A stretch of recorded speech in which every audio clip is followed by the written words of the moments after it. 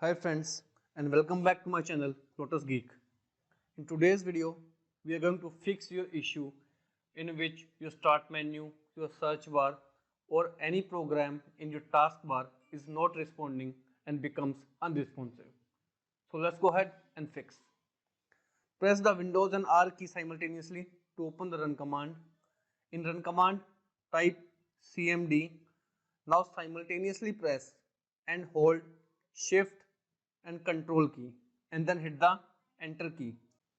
This will open command prompt in the administrator mode.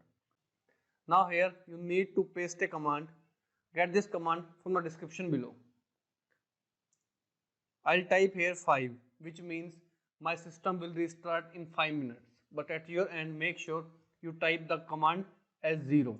Once you did this, hit the enter key. You can see that you're about to sign out.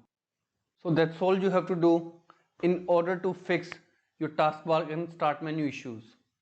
If this video works out for you, please click on the subscribe button and don't forget to hit the bell icon to continue receiving updates from my channel. Thank you so much friends. Thank you for watching.